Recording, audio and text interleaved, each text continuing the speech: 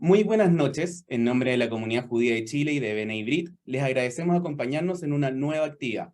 Estamos a exactamente un mes del plebiscito de salida, por lo que, junto con las dos actividades que ya tuvimos junto a Robert Funk y John Charney, dentro del marco del ciclo Nueva Constitución, claves para entender el proceso, hemos preparado 4 actividades en las cuales conversaremos con exconvencionales constituyentes, con el propósito de que este 4 de septiembre aportemos a la tarea de que cada uno de nosotros vote de manera más informada.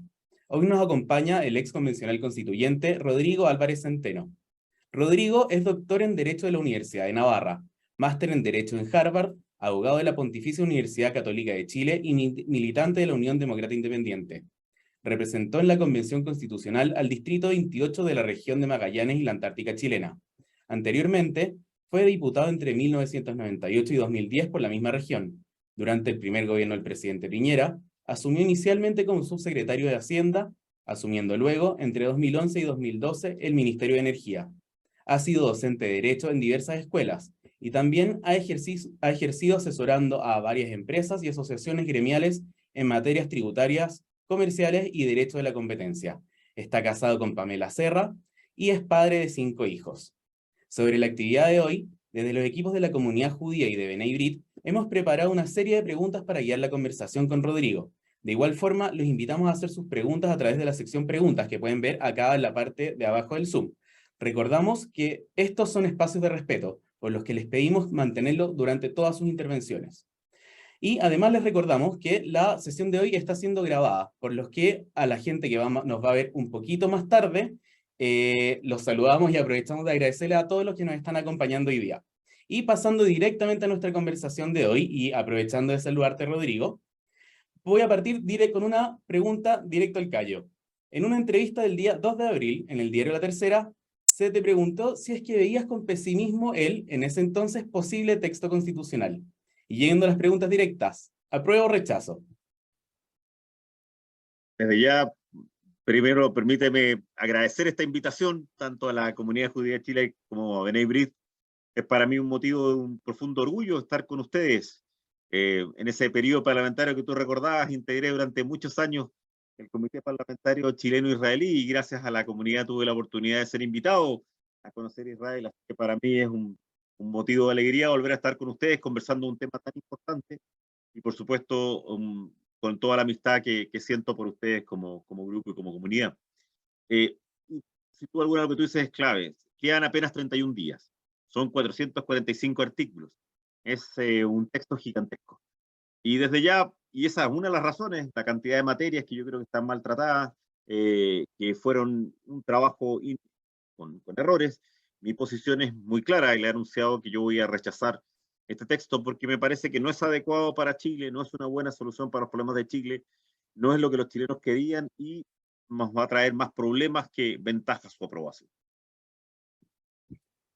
Y volviendo un poco a temas centrales, sabiendo ya un poco tu posición, eh, el 2020 las calles se hablaba sobre salud, educación y pensiones, los 3 grandes temas que a grandes rasgos se escuchaban en la calle durante el estallido social. En tu opinión, ¿de qué manera se abordan estos temas en la nueva Constitución? ¿Se logra dar una solución a las demandas de la población? ¿Logra esta nueva Constitución lograr cumplir con las expectativas de la calle? Déjame señalarte que esa es una gran pregunta de perspectiva del texto. ¿Qué es lo que querían los chilenos? ¿Cuáles eran sus expectativas? ¿Qué es lo que finalmente se entrega en este texto? Este texto, como te señalaba hace un instante atrás, es gigantesco. Es más de 3 veces la actual constitución. Y cambia radicalmente nuestra vida en numerosos aspectos que yo creo que no estaban en esa mentalidad de los chilenos. Cambiamos la forma de gobierno, la forma de Estado, creamos un estatuto de derechos totalmente distinto, cambiamos el pluralismo jurídico, establecemos más de 112 derechos, creamos cerca de 100 nuevas instituciones, políticas, cargos, creamos nuevos principios en la Constitución, como el principio de una plurinacionalidad, que yo creo que es desmedida por una parte, o un medioambientalismo bastante Vamos a radical. ganar. Todo es gigante el cambio. Pero yo creo que no responde bien las principales expectativas de los chilenos. Tú agregas bien, tú señalas bien, las principales cosas que las personas te pedían, no solamente en esa época, sino que en la campaña hace un año atrás, era salud, era vivienda, era pensiones, era descentralización, era sentirse tratados iguales, como iguales, y yo creo que en cada una de esas materias no hay una buena respuesta. Podemos hablar de cada una de ellas, pero por ejemplo, de 445 artículos solo hay uno en materia de pensiones. Y esa materia de pensiones lo que hace es establecer que va a haber un sistema público, que hay una serie de principios, que eso será administrado con fondos que vendrán de la cotización de los trabajadores, del empleador y del Estado, de que participarán en esa administración los trabajadores y los empleadores, y nos quedamos ahí, sin una adecuada respuesta, entregada todo finalmente a la decisión del Congreso. Lo mismo me parece que pasa en las demás materias, por lo tanto, una de mis preocupaciones para el 4 de septiembre, que te digo desde ya, cualquiera sea el resultado, cualquiera, vamos a tener varios años en Chile de inestabilidad normativa, jurídica, política, pero una de mis mayores preocupaciones es que yo creo que va a haber un choque con la expectativa de la ciudadanía en esas materias tan específicas versus lo que efectivamente le proporciona la propuesta constitucional. Y, o sea, y justo hablando de esto de la inestabilidad, en junio dijo que independiente que si ganara apruebo o rechazo, vamos a tener varios años de inestabilidad como país. ¿Qué tipo de inestabilidad? ¿En qué ámbitos específicamente? ¿Qué tipos Mira, asociados al apruebo? ¿Qué tipos asociados al rechazo? asociado, y esto lo digo, como te dijo, te fijaste, la expresión fue institucional, política, social, económica. Yo espero que nos mantengamos solo en esas líneas y no tengamos otros problemas. Ya son suficientes eso. ¿Por qué creo que hay inestabilidad? Si gana la prueba, imagínate, hay que reformar al menos 44 grandes leyes, grandes códigos. Por lo tanto, vamos a demorarnos muchos años en que ese proceso se concrete. Y durante mucho tiempo, por ejemplo, vamos a tener cierta incertidumbre y por tanto inestabilidad en nuestro código de aguas, en nuestro código de minería, en nuestro código de orgánico tribunal, en nuestra legislación ambiental, en el código de procedimiento civil, en el código de procedimiento penal y así sucesivamente. Pero al mismo tiempo vamos a tener durante varios años que crear toda una nueva institucionalidad. Esta constitución es, yo creo que la principal crítica que yo tengo es que es excesiva. Y una de las cosas en que es excesiva es la enorme nueva institucionalidad. Agencia Nacional del Agua, Defensoría de la Naturaleza, Defensoría del Pueblo, Sistema Nacional de Suelo, Sistema de Protección de Datos. Bueno, todo eso significa también muchos años de trabajo y muchos años de inestabilidad normativa, porque no sabemos cómo se va desarrollando muchas respuestas. De hecho, hay una enorme cantidad de normas transitorias que alunan eso. Y también, como te decía, una inestabilidad por choque con las expectativas de la ciudadanía. Si gana el rechazo, que es la opción que yo al menos defiendo, creo que también tenemos que darnos cuenta de que es necesario, va a ser imprescindible, continuar con un proceso constituyente. Si a mí la gente quería una nueva constitución y quería cambios a esta constitución, lo que pasa es que yo creo que no quiere esta propuesta, y por eso inesperadamente para muchos, hoy día en las encuestas al menos el rechazo tiene una mayoría, pero ese rechazo va a significar, sin duda alguna, que vamos a tener que continuar con un proceso constituyente, probablemente mejor hecho, probablemente con mayor ánimo y voluntad de conversación, de discusión. Pero yo creo que cualquiera de las dos iniciativas, y esto es algo importante, tenemos que darnos cuenta, conduce a esa estabilidad. ¿Y por qué tenemos que darnos cuenta? Porque yo creo que lo clave en los próximos años va a ser actuar con razonabilidad, con sensatez, buscando acuerdos, que yo creo que es lo que no es lo que ocurrió en esta convención, y no es lo que ha ocurrido en los últimos años de Chile, donde incluso se ha mirado con desprecio los acuerdos, cuando los acuerdos no son la cocina política, sino que la respuesta civilizada de personas que pensamos muy distinto. Cualquiera de ustedes que haya visto media hora de la convención se da cuenta que pensamos muy distinto sobre el Chile reciente, sobre el Chile actual y sobre el Chile futuro. Pero necesitamos ponernos de acuerdo. Y ese llamado, esa constatación de que yo creo que vamos a tener una fuerte inestabilidad en los próximos años, principalmente la hago porque creo que debe ser un llamado con sensatez, con razonabilidad, buscar los acuerdos que necesita el país para poder vivir en conjunto. Rodrigo, y volviendo un poco a esto que hablaba sobre el post 4 de septiembre, de ganar una u otra opción el 4 de septiembre, el presidente ha planteado que el mandato popular del 80% es bastante claro, y que bajo esa idea, en caso de ganar el rechazo, debería llamarse a una nueva convención. Y a su vez, 4 senadores, si no me equivoco, hace exactamente 2 días, presentaron recientemente un proyecto de reforma constitucional del artículo 142 de la Constitución vigente, quien mandataría al presidente a enviar un proyecto al Congreso para continuar con el proceso de cambio de constitución. ¿Cómo ves el camino a futuro en caso de resultar el rechazo a la opción vencedora? Hay dos Es grandes decir, ¿cuál es la materias. hoja de ruta en caso Sí. que esperas tú que tome el proceso constituyente en caso de que gane el rechazo? Hay dos grandes materias en tu pregunta. Lo primero, ¿qué tipo de cambios, qué tipo de materias, qué es lo que debe mejorarse? Y esto es aún más importante no solo para el rechazo, también para la apruebo. Porque hoy día solamente en la mejor encuesta solo un 14% de los chilenos quiere mantener el texto que presenta la convención. En la mejor encuesta. La mayoría de la gente que está incluso por el apruebo está por el apruebo para reformar. Entonces, lo primero es que ambos grandes grupos tienen que señalarlo, al menos el rechazo ya lo hizo, de qué grandes cambios están disponibles. Nosotros señalamos en materia de plurinacionalidad, en materia de medio ambiente, en materia de descentralización, en materia de derechos sociales, etc. Una es la parte temática. Y la segunda parte de tu pregunta es lo que tú dices estructuralmente. ¿Cómo se hace? El presidente Boric, yo creo que mi coterráneo, sabes que soy de Magallanes y lo conozco desde él, desde muy niño, eh, yo creo que hace una declaración absolutamente errada jurídica y políticamente. Él no decide cómo continúa este proceso. Tampoco está escrito o adscrito así en la Constitución. De hecho, la Constitución tenía opciones distintas. Lo que debemos hacer ahora es ponernos de acuerdo en encontrar ese camino distinto en el caso que gane el rechazo, partiendo de la convicción de que hay cambios que había que hacer. Yo estoy convencido que había cambios que hacer. Cambios, como te decía, en materia de centralización, en materia de la relación del poder, en materia de derechos sociales, en materia, sin duda alguna, de temas medioambientales, en materia de paridad. Hay cambios importantes que hacer. No los creo desmedidos y equivocados que hacen gran parte de estos 445 artículos. Pero habrá que buscar una forma. ¿Cuál es esa hoja de ruta? Primero, es una materia que va a tener que definir el Congreso. Por supuesto, escuchando también al presidente de la República. Pero segundo, sobre todo, escuchando a la gente.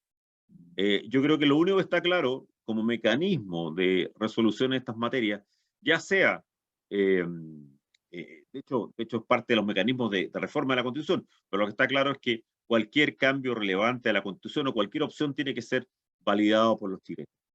Por lo tanto, en cualquiera de las opciones, que sea el Congreso con una comisión de expertos, que sea nuevamente una convención, que todos ellos partan del insumo que dejamos nosotros, pero también el insumo de la constitución de la presidenta Bachelet, también el insumo de la enorme cantidad de constituciones que han hecho distintos grupos.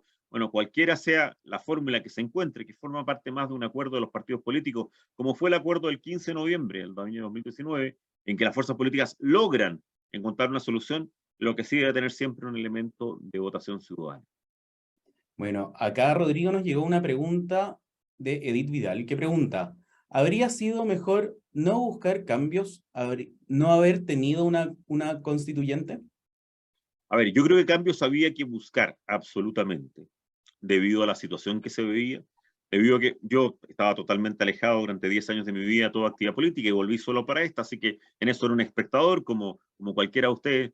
Yo creo que las fuerzas políticas se dan cuenta que hay que dar una salida institucional a un problema que se había iniciado el 18 de octubre y que tenía tanto situaciones de válida y legítima reivindicación, como la gran marcha en materia de derechos sociales, como también hechos de violencia absolutamente condenables. Había que dar una salida. Y esa salida, sin duda alguna, significaba cambios. Cambios que no habían sido suficientes del pasado. Yo creo que acá hay que hacer una buena memoria.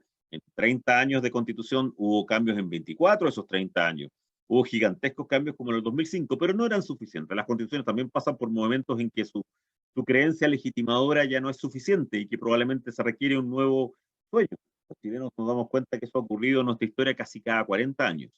La constitución del 1980, hasta el 2022, la de 1925 hasta 1963, y si bien la de los 1833 parece más larga, en la mitad tiene un gigantesco cambio el año 1871 y otro gran cambio en 1891. Por tanto, los chilenos nos hemos dado solamente buenas soluciones para unos 30, 40 años. Y en ese momento tenemos que hacer cambios mayores. Yo estaba convencido que había que hacerlo. Te quiero decir algo, yo era partidario incluso de que esos cambios los hubiera hecho mucho más rápido el Congreso, asesorado por una comisión de expertos en su momento, y que se plebiscitaran, que es el gran error del 2005. La ciudadanía prefirió otra cosa, prefirió todo este poder, todo este proceso, pero cambios había que hacer. Yo creo que el problema de la Convención Constitucional fue más que nada de un mal diseño electoral para su elección, que creo que llevó a un resultado distinto, descentrado al país, y segundo, que salvo legítimas y muy concretas personas, no hubo sobre todo un espíritu de buscar acuerdos o no hubo un espíritu de buscar grandes consensos. Eh, Fue la voz de una izquierda que legítima, válidamente ganó la elección, la que trató finalmente de llegar a acuerdos. Había 10 múltiples izquierdas, pero había 10 muy distintas en la convención, las que llegan a la mayoría de los acuerdos del texto, y por eso hay un sector importante de los ciudadanos, entre los cuales me encuentro yo, pero que las encuestas muestran que es muy amplio, que no se sienten bien representados por este texto. Así que cambios había que hacer, pero probablemente la convención tuvo una serie de errores tanto en su trabajo como en su diseño. Rodrigo, retrocediéndome un poco antes de la conversación, en los últimos meses han surgido algunas posiciones que llaman a aprobar para reformar o rechazar para reformar. ¿Existe alguna factibilidad real de estos caminos que se han escuchado últimamente?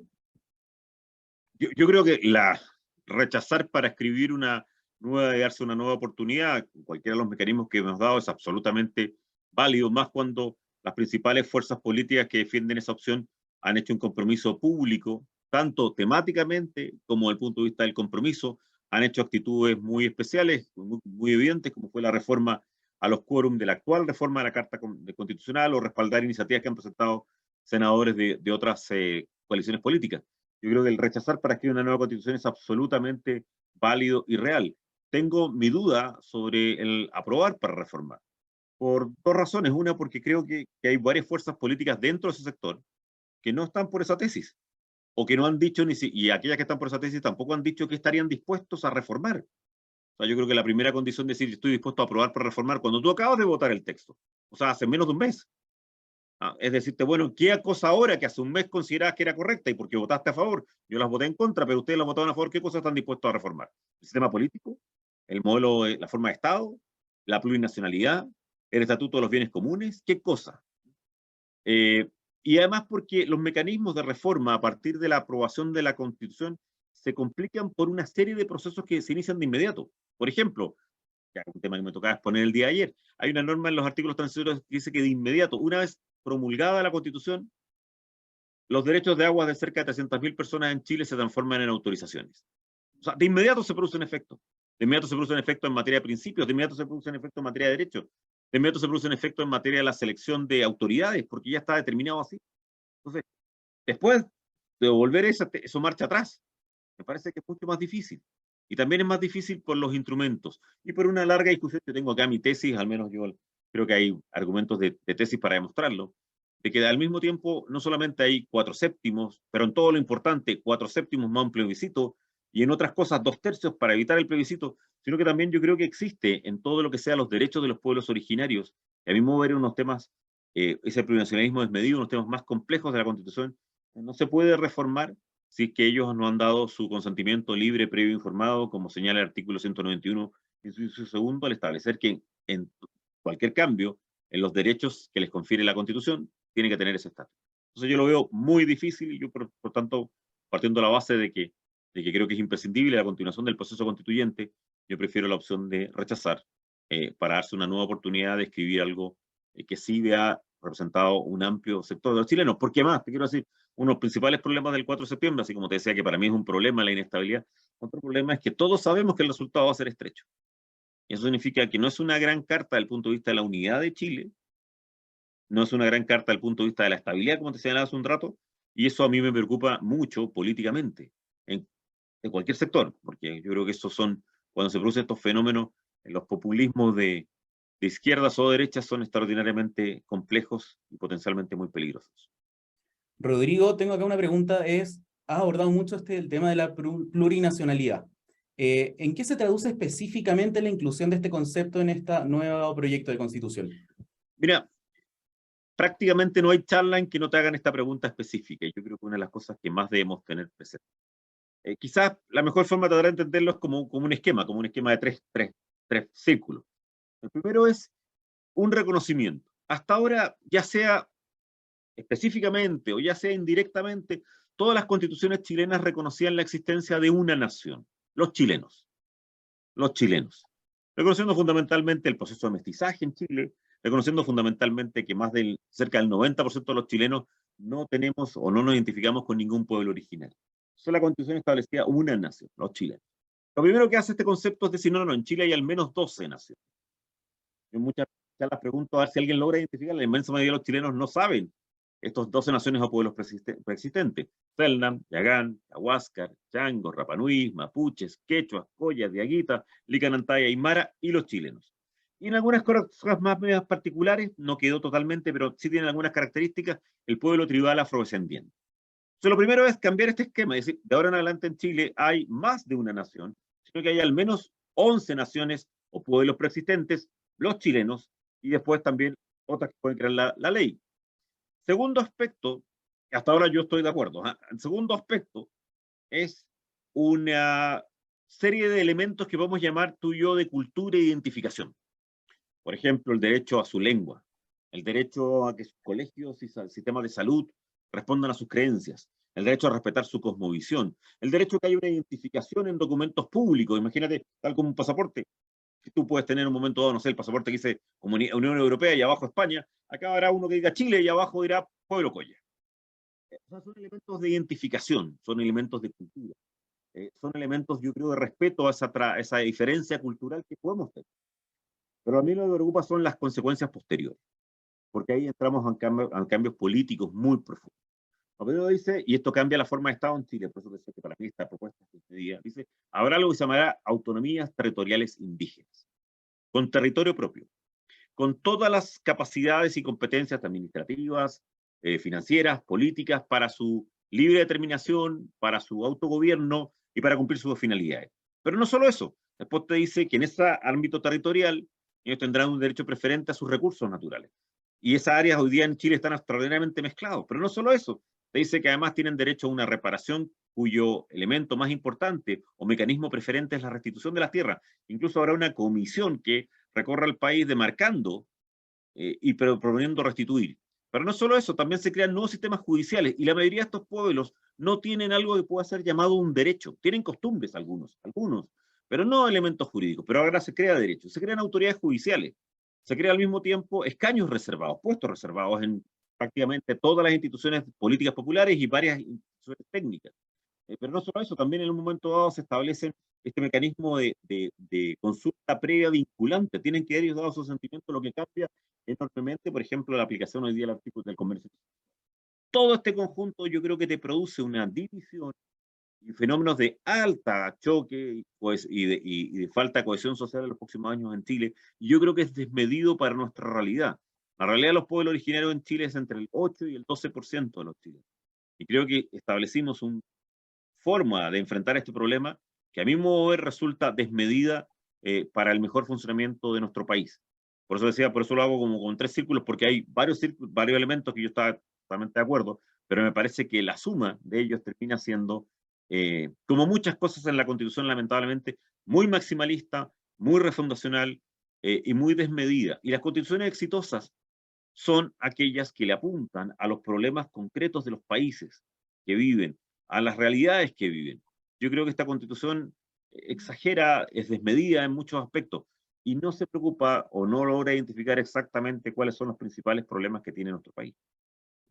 Rodrigo, acá me llega otra pregunta. ¿Cómo crees tú que impactará al gobierno cada una de las dos alternativas de resultado del plebiscito? Si gana el apruebo o si gana el rechazo. Miren, algo que para mí ha sido sorprendente, y te digo sorprendente desde el punto de vista político. Yo llevaba, como señalé, casi 10 años de mi vida totalmente alejado de la política, pero durante 14 años tuve una activa participación como subsecretario, ministro y parlamentario. A mí me sorprendió que el gobierno se metiera en este problema, yo creo para ellos, que es igualar en líneas paralelas en la práctica el apruebo con el gobierno y comprometerse tanto. Yo creo que inicialmente el presidente Boric no era partidario de eso. De hecho, tuvo varias declaraciones más en la línea de que las dos opciones eran absolutamente válidas, que no miran a su gobierno por esto, pero fue una más decisión estratégica de su partido y de su coalición. De hecho, antes que el presidente Boric fue el ministro Jackson el que más habló de la necesidad, o el convencional Atria, de que era una materia absolutamente vinculada al éxito del gobierno, al éxito del proceso constituyente. Yo creo que es un error. Imagínate tú, si gana el rechazo, todavía quedan 7/8 del tiempo del gobierno. 7/8. Y me parece que partir de esta base en una opción que además son válidas ambas, eh, es complejo para la evaluación política del gobierno. Y hasta ahora, ya al menos en 8 semanas, corre en líneas paralelas la aprobación con el gobierno. Y por lo tanto, cuando el gobierno tiene una buena semana, por así decirlo, de popularidad, como fue el viaje a Canadá, sube el apruebo. Cuando tiene una mala semana, por ejemplo, hay temas de delincuencia, etcétera, baja la aprobación porque baja el gobierno. ¿Cómo va a repercutir esto el resultado mismo? A ver, si gana el rechazo, que es lo que yo espero, aspiraría a que el presidente se dé cuenta del resultado y busque, yo, como te digo, conozco desde niño y desde todas las diferencias políticas, tengo una buena opinión humana de Gabriel. Espero que él tomara la decisión de buscar esos acuerdos que permitieran sacar adelante un proceso constituyente, pero no desde la perspectiva de que él ya dice el único mecanismo que no tiene ningún respaldo en el texto de la Constitución, ni tampoco en el debate político, ni tampoco en la decisión que toma el Congreso, sino que esté dispuesto a buscar acuerdos y caminos de consenso. Si gana la prueba, por otra parte, tiene una tarea gigante creo que cambia radicalmente también buena parte de las prioridades de su gobierno, porque te puedo asegurar que es tal en las normas transitorias, tú sabes que una constitución tiene tanto normas permanentes como normas transitorias, son tal las normas transitorias, está en el trabajo que tiene que hacer, y la cantidad de leyes, normas que tiene que dictar en los próximos años o presentar al Congreso es gigante. Por lo tanto, en ambas tareas tiene un arduo trabajo por delante de la actual administración y en paralelo, por supuesto, que es lo que uno más le pide o le reclama, o la ciudadanía más pide y reclama, es por supuesto el cumplimiento de su programa y enfrentar los problemas diarios que tiene la política chilena o los problemas diarios que tiene la gente en Chile, que son más allá del debate constituyente. Rodrigo, volviendo un poco hacia la Constitución misma. Como diputado de la región de Magallanes, ¿cómo ves las figuras de la creación de las asambleas regionales y de la Cámara de las Regiones en particular? Me gustaría separar los temas de la pregunta, porque hay algunos que soy partidario, ¿eh? Y Totalmente. una constituyente a la cual valoro y respeto muchísimo, como Tammy Pustinli, que trabajó directamente y que sé que van a escuchar la La vamos próxima a tener en un semana, par de minutos más también. va a ser muy interesante para ustedes ese tema específico, porque ella es una de las personas que más trabajó en esa área y que después también hizo una gran labor en la Comisión de Armonización. Puedo tener diferencias con Tammy desde el punto de vista de las evaluaciones o de la visión, pero tengo un gran respeto por todo el trabajo que ella hizo. Pero te aludía, voy a separarlo porque hay algunas materias que estoy totalmente a favor. Yo creo que una de las cosas, si tú me dices, en el mes de mayo, cuando tú hacías campaña, ¿qué es lo que más te pedían los chilenos? Eran materias bastante similares a lo que me habían pedido alguna vez como diputado. Eran vivienda, era salud, era pensiones. Pero también te pedían más descentralización. Y te agrego, muchos planteaban también una sensación de rabia por la falta de igualdad ante la ley. Pero quedémonos en la descentralización, que es una perspectiva muy pedida. Yo creo que hay muchos elementos correctos. Mi principal crítica de la Constitución, como te digo, es su exceso. Entonces hay muchas materias que yo creo que la intención era correcta, pero la solución y el resultado fue altamente negativo.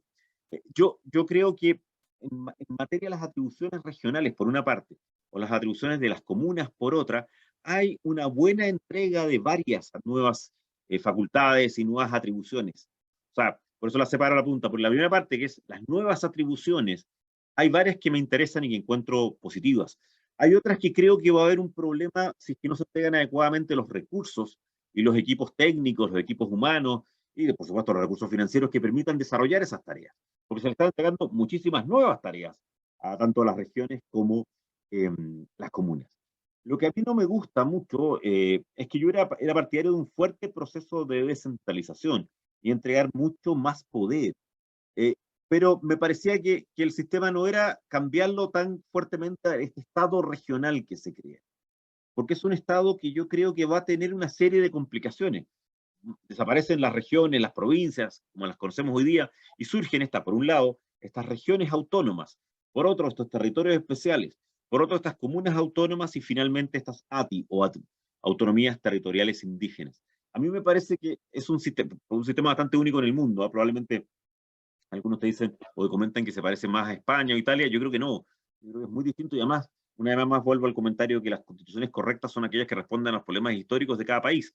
Y ni Italia ni España, yo soy nieto de españoles, son comparables ni en su historia, ni en su evolución, ni en sus problemas a Chile. Por lo tanto, no es una buena solución tampoco haberlo traído plenamente.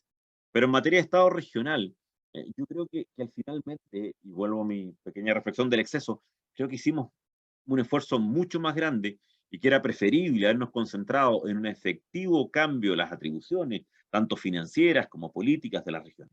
Y termino con la último elemento de tu pregunta, que es la Cámara de las Regiones versus el Senado. Yo, para mí, este es uno de los grandes errores de la convención, de la propuesta. Yo creo que el sistema político, y si tú te fijas, hay mucha gente, incluso las personas que están en la prueba para reformar, una de las primeras cosas que te dicen que hay que cambiar es el sistema político. Yo creo que quedó descoordinado, quedó desbalanceado, quedó con varios riesgos futuros de control político de numerosas instituciones. Entonces, yo era partidario totalmente, y sigo siendo, de la existencia de un Senado fuerte, de una segunda Cámara fuerte, que por supuesto participar en el proceso de formación de la ley, que por supuesto participar en la designación de una gran cantidad de cargos y también participar en ese contrapeso al poder político que tiene el Ejecutivo. Yo creo que la Cámara de Regiones queda muy debilitada. De hecho, muchas de sus tareas todavía están pendientes, que las determine una ley. Nunca tuvo una buena explicación de por qué se eliminaba una institución Imagínate, las primeras constituciones en Chile que tiene el Senado es la de 1822, y el Senado bastante parecido al actual es de 1828. Entonces, ¿por qué? Y al menos yo, en mi experiencia, yo habiendo sido diputado, nunca he sido senador, sí valoro enormemente el trabajo que hacía el Senado, y por lo tanto yo creo que ahí hay un error. Entonces, resumiendo, me gusta la cantidad de atribuciones y la descentralización, tengo un cierto temor sobre los recursos que van a tener para hacerlo, no me gustó por exceso algunos elementos del Estado regional, y creo que fue un profundo error político, histórico, eliminar el Senado. Acá me llegan dos preguntas nuevas, voy a leer la primera porque son dos temas distintos. ¿Nos puede explicar mejor el planteamiento de la nueva constitución en el tema de justicia? ¿Son dos sistemas paralelos? ¿Cómo conversan entre ellos? Muy buena pregunta, y desde ya una pequeña corrección. No son dos sistemas paralelos, pueden ser 12 sistemas paralelos incluso. ¿Ah? ¿Qué es lo que hace la Constitución? Hay muchas preguntas, y esta es una materia más para clase de Derecho Procesal, abogado. Hay muchas cosas en justicia. ¿Ah? Hay un cambio del Tribunal Constitucional por una Corte Constitucional, se elimina el recurso de protección y se crea una garantía cautelar, se crean nuevos tribunales administrativos contenciosos, se extienden los tribunales medioambientales. Así que se cambia la jerarquía del Poder Judicial y ahora lo tendrá un Consejo Superior de la Justicia. Cambia muy fuertemente la Corte Suprema en su composición, integración, incluso en su periodo, lo mismo los tribunales, hay una nueva justicia vecinal. Así que procesalmente o jurídicamente podríamos hablar mucho rato, pero yo entiendo que la pregunta probablemente va por el tema del pluralismo jurídico, por la forma en que la planteó. ¿Qué dice la Constitución? Dice que convivirán en Chile tanto autoridades judiciales distintas como sistemas jurídicos distintos. Los pueblos originarios y preexistentes podrán tener, decisión fácil, su derecho propio, ¿ah? Y sus autoridades propias. Y, esto es bien importante, actuarán en un plano de igualdad con el derecho colectivo chileno, con el derecho que no se nos aplica. Entonces, lo primero que hay que entender es que potencialmente, y esto es bien complejo, ¿ah? Porque ninguno de estos pueblos tiene lo que hoy día podemos llamar un sistema jurídico estructurado, pero por supuesto está el incentivo ahora para tenerlo. Entonces, yo creo que lo primero que hay que entender es que potencialmente cada pueblo originario, los 11 que les nombré, más los chilenos podrían tener cada uno su sistema jurídico. Yo creo que esto es extraordinariamente complejo, porque no tienen hoy día la estructura de un sistema jurídico armado, estructurado. Y además porque la Constitución no respondió tres cosas que son claves para que esto resulte. Los países, y probablemente varios de ustedes lo saben y han tenido quizás la oportunidad de estudiar, de ver o de conocerlo en el mundo, ustedes saben que hay países como Nueva Zelanda, como Canadá, como Estados Unidos, que tienen derechos distintos. Pero la mayoría de los países exitosos en esto al menos establecen tres características que no están acá. La primera es la certeza, la seguridad, si esto es un derecho para la etnia, para el pueblo originario o por territorio. Es decir, ¿se aplica solo, por ejemplo, a los mapuches o se aplica en cierto espacio territorial para el que esté ahí, sea mapuche, sea chileno, sea licanantay, geográfico? Eso no quedó resuelto. En la típica pregunta, Bartolomé, que siempre nos hacen, siempre me dicen, oiga, pero si yo cometo una infracción o algo en la Araucanía, ¿cuál derecho me van a aplicar? Y la respuesta es no lo sabemos. ¿Por qué no quedó resuelto? Lo segundo que no quedó resuelto, y esto para mí es muy complejo también, es que la mayoría de los países exitosos lo que sí te dicen es que en el derecho penal somos todos iguales. Es decir, que ante infracciones delictuales que son un atentado a los bienes jurídicos más queridos por una comunidad, somos todos iguales. No puede haber distinciones.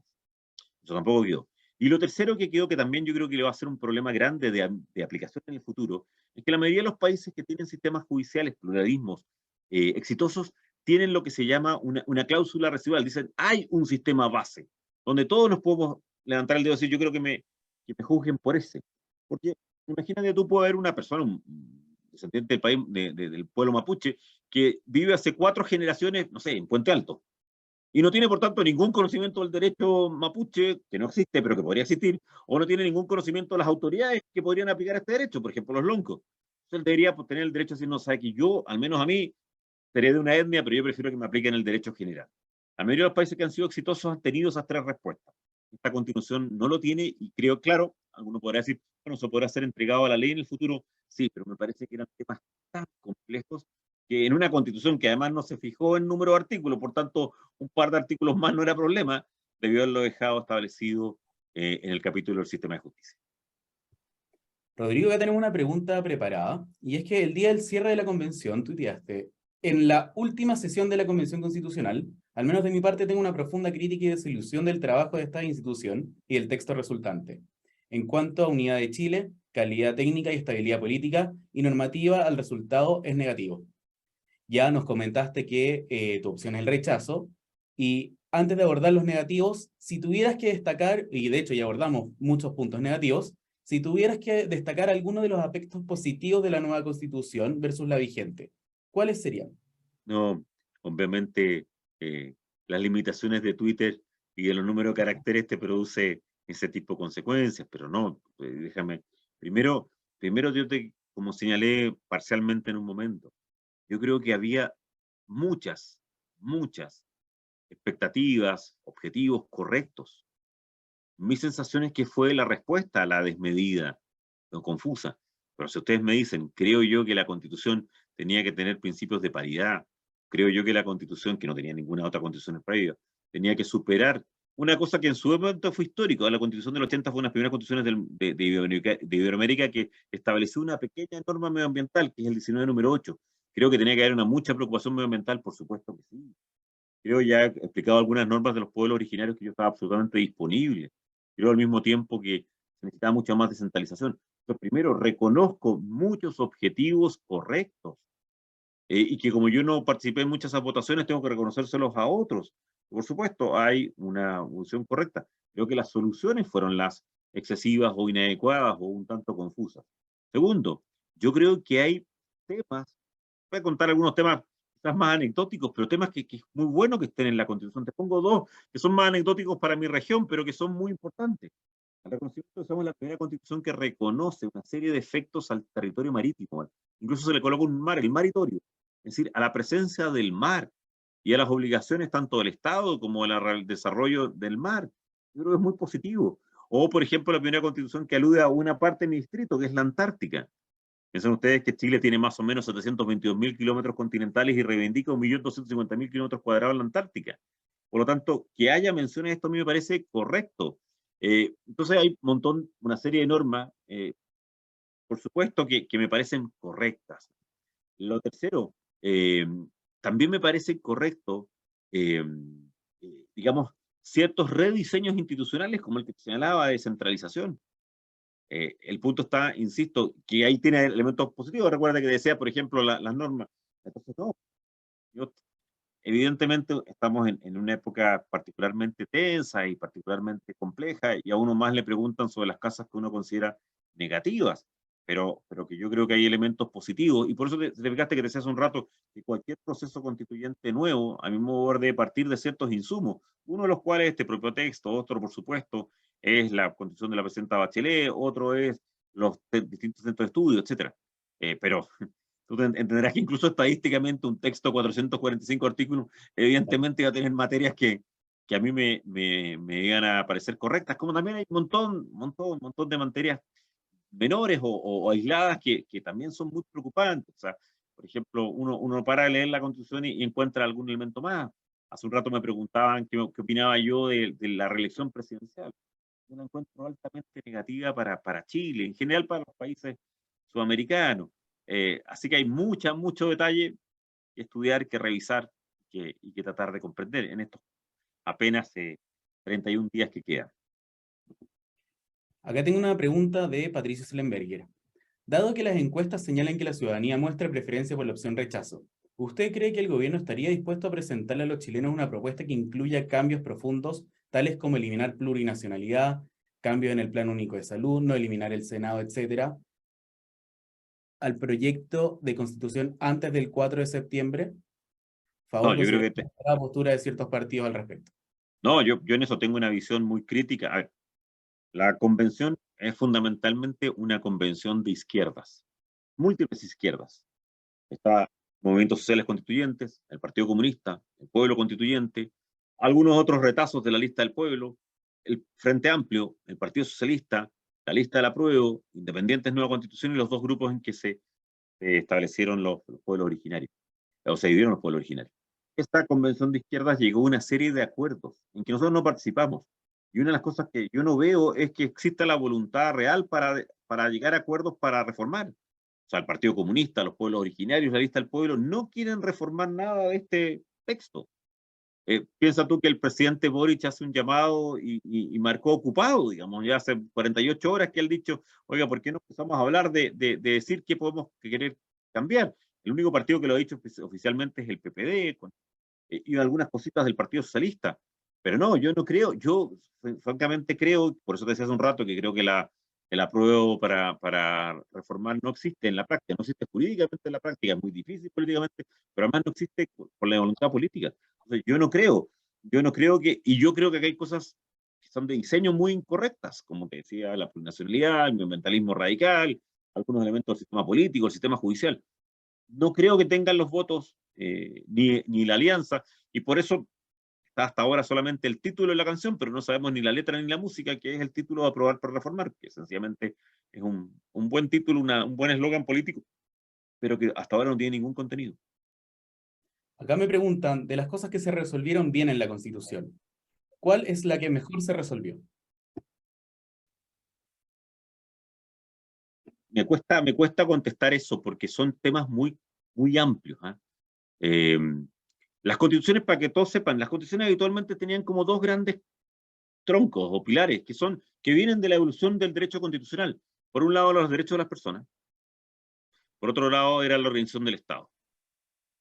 Y es fundamentalmente eso lo que era una constitución, un pacto de defensa de los derechos de los ciudadanos, una organización política con separación de poderes.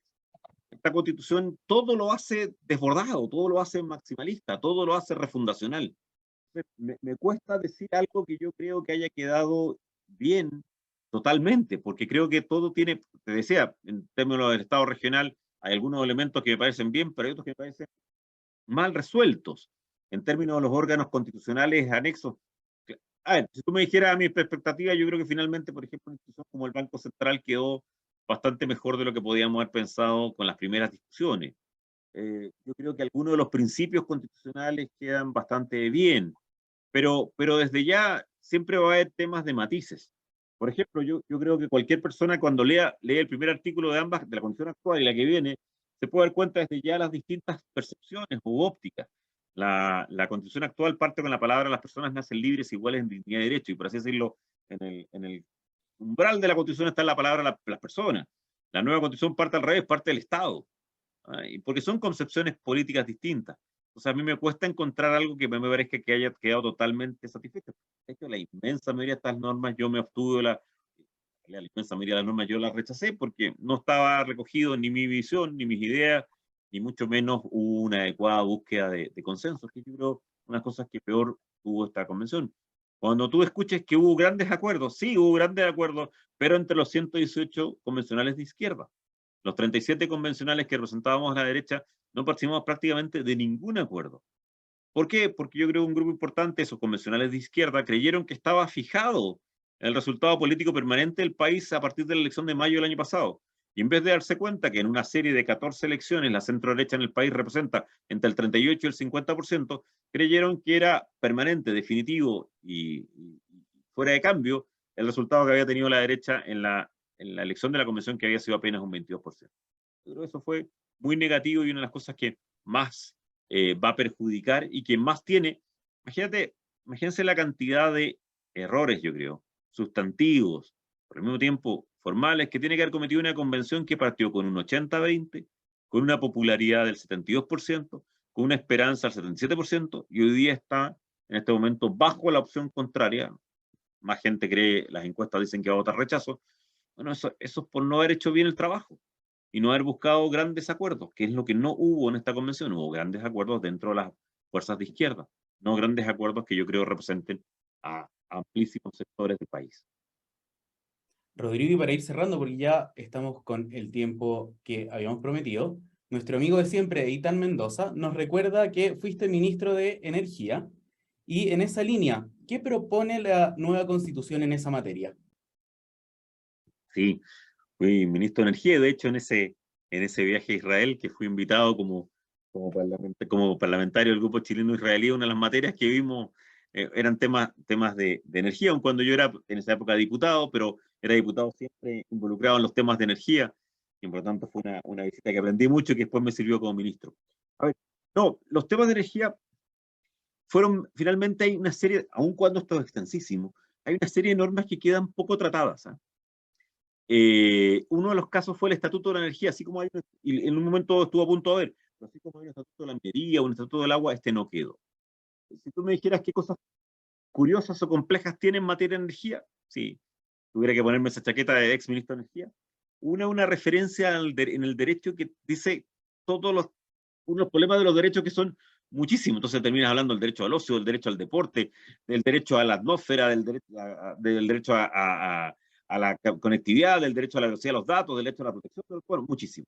Dice que todas las personas tienen derecho a una cantidad de energía suficiente. Es bastante curiosa como declaración jurídica esa expresión. Y hay algunas normas en materia de la preocupación del Estado, por supuesto, por los sistemas de transmisión, por los bienes involucrados en toda la línea generadora y distribución de transmisión. Quedaron normas bastante más aisladas con esa curiosidad desde el punto de vista del derecho a una cantidad de energía. Donde se va a producir un problema, y un problema mayor. Y se puede producir un problema mayor para un esfuerzo grande que ha hecho Chile, como son la energía eólica, y también en el día de mañana energías maremotrices o energías hidroeléctricas, es que se crea una nueva categoría de propiedad. Todos sabemos que está la propiedad privada, que cada uno de nosotros puede tener, que nuestro Código Civil hablaba de bienes nacionales de uso público, que la Constitución actual hablaba de los bienes que la naturaleza es común a todos los hombres, pero acá se crea una creación nueva, que se llaman los bienes comunes naturales. Ciertos bienes que son de todos y que el Estado custodia, y que no son inapropiables, y que no son comercializables, y que no pueden darse en garantía, y que no puede hacer transacciones sobre ellos, y que el Estado solo te puede entregar en algunos casos una autorización parcial de funcionamiento temporal y caducable. Y uno de los que se agrega ahí es el aire. Y específicamente ante la pregunta en su momento, bueno, ¿qué pasa con un parque eólico? La respuesta es, bueno, vas a tener que pedir permiso, o un permiso más que va a ser el permiso para poder usar el aire. Te puedo asegurar que eso va a ser sin duda alguna con una contraprestación pecuniaria, como va a ser un impuesto. Eso me parece bastante curioso y bastante equivocado. Pero hubo un momento que estuvo más cerca de un estatuto de la energía quizás mucho más profundo, pero al final quedaron, si mal no recuerdo, 4 normas que se refieren a algún tema de energía. Bueno, y hablando, Rodrigo, de temas de costos, acá teníamos una pregunta también pendiente y es que en los últimos días salió un estudio, específicamente en Canal 13, que habla sobre el costo en PIB de implementar lo propuesto por la nueva Constitución. ¿Qué opinas al respecto?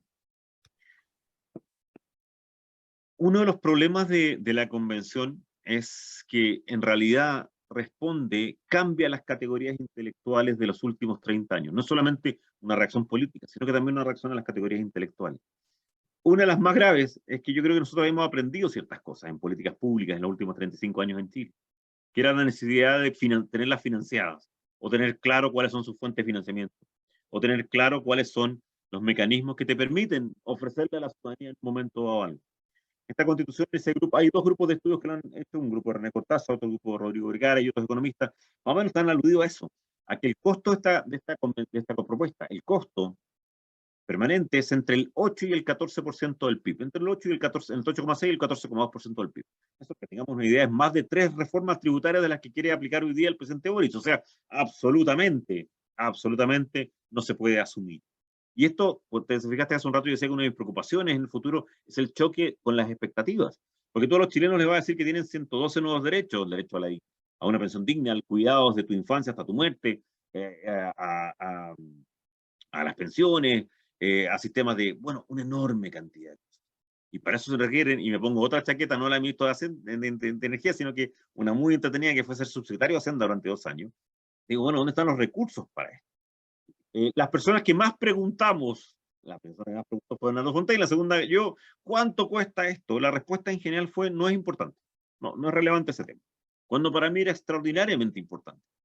Porque yo creo que cuando tú sencillamente haces una declaración y no tienes bien pensada la política pública, o no tienes ninguna capacidad de saber si vas a tener los recursos, lo único que estás haciendo es una mera aspiración, que además, el día de mañana, si se produce una reacción de la ciudadanía, las posibilidades del populismo son mucho mayores, que uno de mis temores. Porque cuando tú le prometiste una serie de cosas como políticos y no se las cumples, habitualmente la ciudadanía pierde aún más la confianza en el sistema democrático y cae mucho más fácil en gobiernos populistas, como yo creo que hemos tenido, o digamos, probabilidad de estar enfrentados. Entonces, yo creo que esa pregunta clave, ¿cuánto cuesta esto?, no se la hizo la convención. O cuando se hizo por parte de algunos convencionales, no solo no se contestó, sino que se consideró irrelevante contestar. tú citabas algunos tweets míos, si ves uno por ahí unos 2 meses y medio atrás, encontrarás uno que se refiere a este tema. Mi Como que petición estuviera de entre medio. mayor claridad. ¿Cuánto cuesta esto? Porque si no, estamos vendiendo finalmente una ilusión. Y esa a mí me preocupa mucho. Hace pocos días estaba en Punta Arenas, donde la gente me decía, bueno, ¿cuándo voy a tener mi vivienda digna? Y yo empecé a explicarle que no sabemos, que es un problema de recursos que tendrá que tener en el futuro el Ministerio de Vivienda, y por supuesto la cara de desilusión instantánea. Y eso es muy preocupante, porque hemos vivido desde hace varios años en una situación de fuerte inestabilidad y bandazos políticos. Y nosotros necesitamos tranquilidad, necesitamos sensatez, como decía hace un rato atrás, necesitamos acuerdos civilizatorios y volver a reivindicar la política correctamente ejercida. Desde personas que podemos pensar distinto, pero que tenemos una visión común de buscar lo mejor para Chile. Rodrigo, y aprovechando, tengo una última pregunta y realmente le pido disculpas a todas las personas que nos han mandado y que no hemos podido abordarla, pero estamos realmente muy apretados con el tiempo. Y es, la tengo por acá, la propuesta constitucional mejora el marco normativo en lo que respecta a leyes antidiscriminación o incitación a la violencia. Sí, sí, yo creo que hay algunas, a ver, yo creo que hay algunas normas que mejoran, hay otro tema, a veces uno se olvida, hay 445 temas, así que sí, yo creo que hay algunas normas que mejoran eh, ese aspecto. Ojo, dentro de una visión general preocupante. O sea, hay que siempre acordarse que la Constitución finalmente es una norma jurídica que algún día va a interpretar un juez, y aplicar un juez, va a usar el Congreso y va a tomar una decisión administrativa. Entonces, yo creo que hay ciertas declaraciones que son positivas, pero mi preocupación, más allá del texto constitucional, hubo algunos momentos de comportamientos bastante inadecuados por parte, por ejemplo, de la Comisión de Ética de la misma convención, y con la cancelación en la práctica de una serie de conceptos o de personas. O sea, yo creo que hay una cierta mejora, al menos un mejor tratamiento de cosas que hoy día no estaban adecuadamente tratadas o que no eran propios de la Constitución del 80.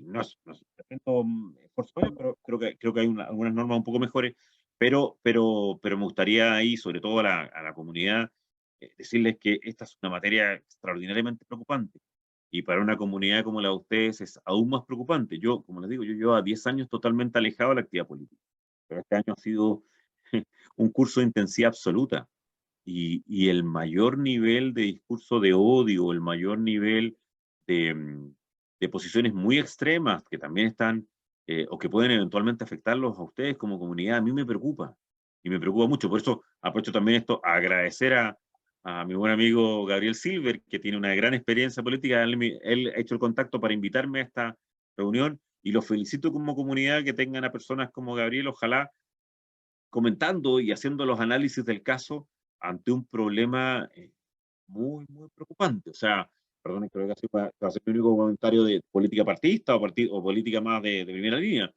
Eh, Declaraciones de personas como el alcalde Jadwe, o declaraciones de algunos parlamentarios, o declaraciones de algunas autoridades políticas, a mí me hacen, siendo una persona que no solo admira y profundamente y se siente amigo de la comunidad judía y israelí en Chile, es una materia para estar muy preocupados, como supongo. Si no están, creo que están, pero si no, les pido por favor que lo estén, porque para mí ha sido una sorpresa. 10 años después, de las múltiples sorpresas de un retorno, porque además yo realmente durante 10 años no hice nada, absolutamente nada político, fue una decisión personal. Entonces volver a encontrarse con mucha gente, pero ver en esta materia un cambio bastante grande en relación a lo que ocurría hace 10 años atrás, es para estar preocupado, y como comunidad y como amigos de ustedes, como comunidad, creo que es una materia que no hay que descuidar ni un instante en el debate político de los próximos años. Perdona Rodrigo, que me haya salido, disculpa que me haya salido del tema constitucional, pero esto es una materia que a mí me preocupa muchísimo. no hay No problema. es no exactamente constitucional, pero a mí me preocupa muchísimo desde el punto de vista político. No hay problema, pero para cerrar te queremos invitar a darnos un mensaje final, si es que tienes algún mensaje. Sí, no, el mensaje primero es, yo sé que la inmensa mayoría no va a leer la Constitución, son muy largas. La primera vez una sugerencia. Piensen cuáles son los temas más importantes para ustedes y lean al menos esa parte. Yo creo que eso sirve para darse un buen barniz de lo que a ustedes era relevante. Eso lo digo todas las charlas. Hay algunos que dicen, quiero leer la pensión, bueno, lean tal artículo. Quiero leer la vivienda, bueno, el artículo 51 y 52. Entonces, primero traten de hacer un esfuerzo de decir, a ver, ¿qué era lo que yo realmente quería? ¿Qué es lo que más me importa? ¿Qué quiero saber? ¿Qué es lo que más me importa? Y hay temas, personas que serán la educación, otras personas que serán, no sé, las reglas económicas, otras personas que serán la justicia, etcétera, otras personas que serán las relaciones internacionales. Entonces, mi primer consejo es, busquen aquellos temas que a ustedes realmente querían que esta convención diera una respuesta especial y vean qué contestamos. Lo segundo es la convicción absoluta de que cualquiera sea la posición que finalmente tomen, vamos a vivir años muy intensos en el futuro. Y que es necesario, imprescindible, reivindicar el valor de los acuerdos en política, que han sido demasiado denostados en los últimos años. Y que juntos, sensatamente, busquemos fórmulas de vivir juntos. ¿Eh? Si el problema es que pensamos muy distinto del Chile del pasado, hay constitucionales que consideran que los últimos 30 años eran los peores de la historia de Chile. Cuando yo, y quiero decir que la mayor parte de los últimos 30 años estuve en la oposición, considero que son los mejores de la historia de Chile. Hay otras personas que creen que el actual Chile es prácticamente hay que refundarlo, cuando yo creo que hay que corregir errores. Hay otras personas que creen en un futuro muy distinto para mi país que el que yo creo. Pero somos todos y necesitamos vivir juntos y tener ciertos acuerdos mínimos comunes. Una constitución es eso. Precisamente una de mis críticas a eso desmedido que terminó siendo es porque no nos reconocemos y no parece ser un buen instrumento de unión ni política, ni social, ni jurídica.